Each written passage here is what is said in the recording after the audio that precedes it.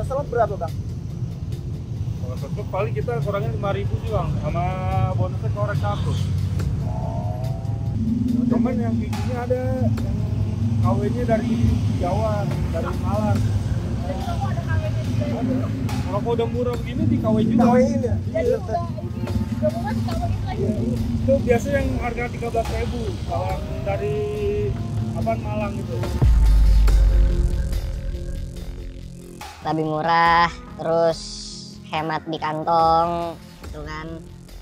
Ya nggak boros lah kayak kita beli rokok legal kayak biasa.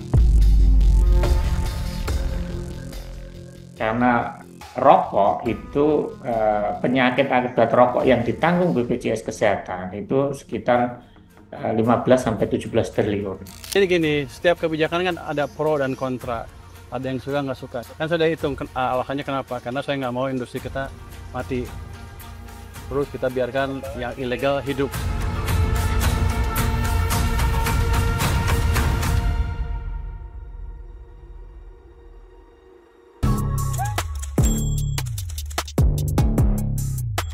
Kalau saya salah, saya perbaiki. Tapi yang jelas maksud saya seperti itu. Ada aja gebrakan menteri nyentrik satu ini. Kali ini, Menteri Keuangan Purbaya Yudi Sadewa mau nahan cukai rokok biar nggak naik tahun depan. Alasannya simpel, supaya industri rokok legal nggak mati, padahal yang ilegal malah hidup dan merajalela. Kita cek, ampuh nggak langkah ini? Selama ini, cukai rokok dinilai buat ngerem konsumsi. Untuk alasan kesehatan publik, biar rokok makin nggak terjangkau. Tapi di lapangan, efek sampingnya malah pasar gelap ikut tumbuh. Sampai September 2025, Bea Cukai sudah 12.000 kali menindak dan menyita 745 juta batang rokok ilegal. Angka yang hampir menyamai setahun penuh 2024. Wow, skala pasar gelapnya nggak main-main. Kalau dihitung-hitung dari penindakan itu, negara berhasil terhindar dari potensi kerugian ratusan miliar. Tingkat peredaran rokok ilegal juga naik. Sekitar 6,86 sampai 6,9% pada 2023 versi data Bea Cukai. Artinya, penerimaan negara bocor belasan triliun kalau dibiarin. Menkeu Purbaya mendeteksi pelaku-pelaku yang menjual rokok ilegal ada di e-commerce sampai warung. Hasil kajian PPKE Fakultas Ekonomi dan Bisnis Universitas Brawijaya nunjukin 86,2% konsumen rokok ilegal belinya di warung kelontong. Artinya rokok ilegal gampang banget dicari.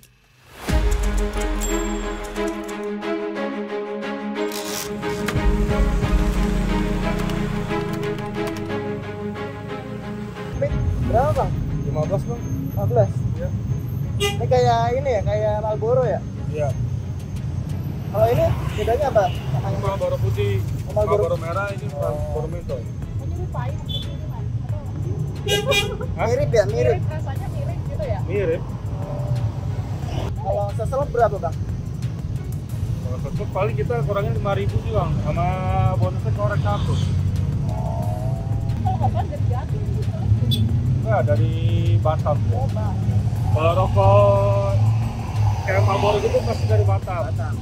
Bedanya apa sih? Kalau kayak gini dari Madura. Oh, kayak angker. Iya. Vesper. Cuman yang kayak gini ada yang KW-nya dari Jawa, dari Malang, Kalau Bima gini dari mana? dari Madura. Oh, semua Madura. Iya. Gara-gara tembakau banyak di Jawa. Pokoknya ya, rokok putihan aja sih yang dari Batam. Sisanya Madura semua. Lebih enak ini rasanya. Asalnya beragam. Putihan disebut dari Batam. Merek lain disebut dari Jawa sampai Madura. Intinya, akses gampang, jalur banyak. Teori awal bilang harga harus naik demi kesehatan.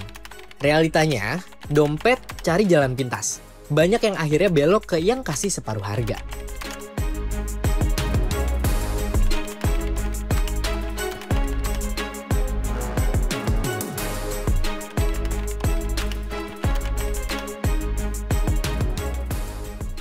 Saya pakai rokok ini udah 4-5 bulan lah, ceritanya tuh ya ngeluh lah, kayak anjay beli rokok nih, kok gue beli rokok terus ya, gitu-gitu terus Habisnya kan sehari itu bisa 2 bungkus dulu ya kan. Mahal juga dong beli rokok legal.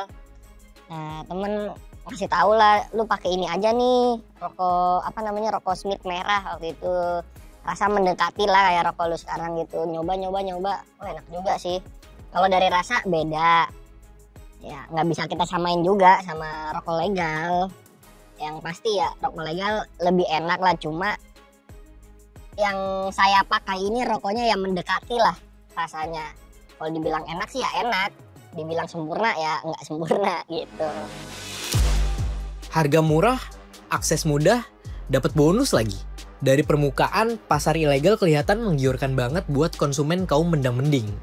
Tapi di balik itu, ada pita palsu, asal-usul abu-abu, dan resiko hukum.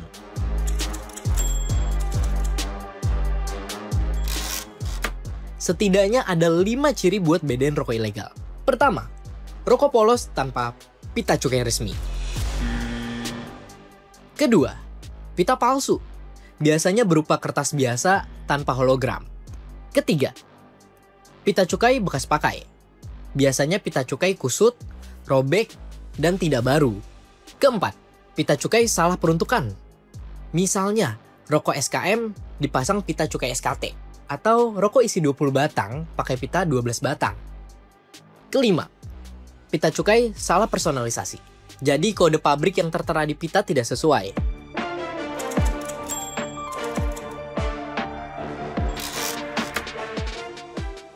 Tarif cukai hasil tembakau saat ini sudah menyentuh angka 57% dari harga jual rokok. Artinya, kalau harga dasar Rp10.000 per bungkus, harga setelah cukai bisa jadi Rp15.700 dan itu juga belum termasuk PPN 11% ya. Menurut Direktur Pusat Penelitian Kebijakan Ekonomi Fakultas Ekonomi dan Bisnis Universitas Brawijaya, Profesor Chandra Fajri Ananda, level ini masih berat buat pabrikan. Tunjukkan aja keseriusan di dalam menangani yang ilegal.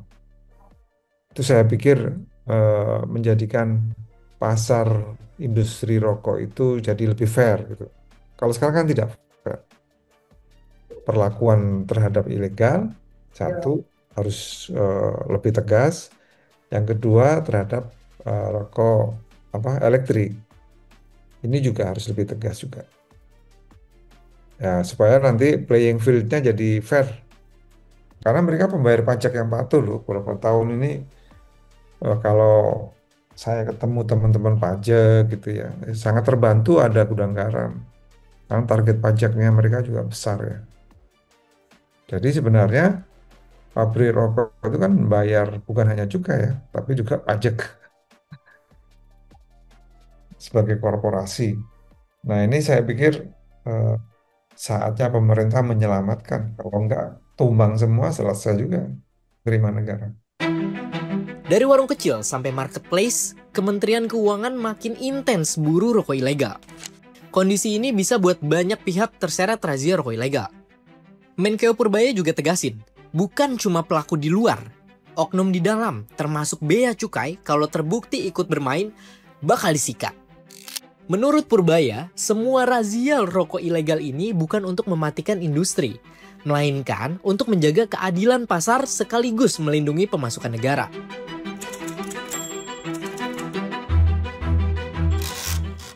Pasar rokok ilegal yang makin luas bikin industri legal keteteran. Padahal, sektor inilah yang nyetor besar ke negara dan nyerap banyak tenaga kerja. Contoh terbaru, PT Gudang Garam semester 1 2025 cuma bisa kantongi laba 117 miliar rupiah. Turun jauh banget dibanding tahun lalu yang tembus 925 miliar rupiah. Artinya, laba mereka anjlok sampai 87%. Dari sisi pelaku industri, kenaikan cukai beruntun dianggap bikin price gap melebar. Konsumen kaum mendang-mending pun lari ke ilegal. Karena itu, keputusan ini diapresiasi Gabungan Produsen Rokok Putih Indonesia, Gaprindo. Terus terang bagi kami, kenaikan cukai selama ini sudah cukup memberatkan. Ya, indikasinya adalah kami ini secara nasional, mereka seluruh industri rokok itu, pada tahun 2019 produksinya itu masih sekitar 355 miliar batang. Kemudian pada tahun 2024 sudah turun menjadi 315 miliar batang. Khusus untuk rokok putih mesin, pada tahun 2019 masih di atas 15 miliar batang, 15,2 miliar batang. Pada tahun 2024 turun menjadi 9,6 miliar batang. Jadi untuk rokok secara nasional per tahunnya turun 2,75%, sementara untuk rokok putih SPM turunnya 9,8%, kira-kira begitu per tahun. Dampaknya bukan cuma di pabrik, petani ikut kena. Kalau pembelian dari perusahaan besar mengecil, hasil panen terancam nganggur. Perusahaan itu kan pembeliannya ada di Jawa Timur, Jawa Tengah, di Madura. Itu kalau dihentikan kayak apa, saya nggak kebayang. Saya kan pernah datang ke gudang mereka itu. Bagaimana pada saat panen seperti ini, mereka menerima membeli tembakau dari rakyat segitu besarnya. Lah kalau itu di stok, saya nggak bisa membayangin. Nggak bisa membayangkan lah betapa kasihannya para petani itu, Mbak. Kontra terbesar datang dari komunitas pengendalian tembakau. Menurut mereka, cukai ini layaknya instrumen kesehatan. Menahan cukai di 2026 dinilai mundur dari semangat awal. Pesannya, jangan hanya hitung ekonomi. Beban penyakit akibat rokok ke publik jauh lebih besar daripada penerimaan. Cukai kan hanya sekitar 200 triliun kan, jauh dari biaya yang dibutuhkan untuk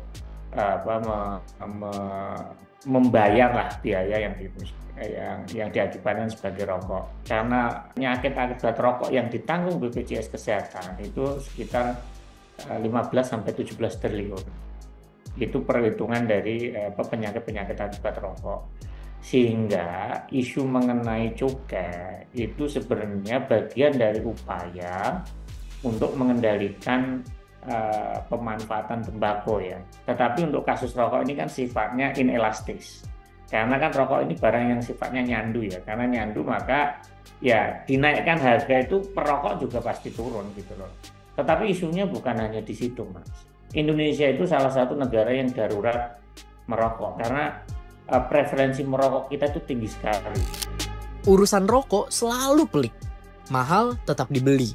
Murah makin dicari. Menurut kamu, mana yang harus digas duluan? Naikin harga, perketat razia, atau edukasi masyarakat, termasuk remaja, soal bahaya rokok?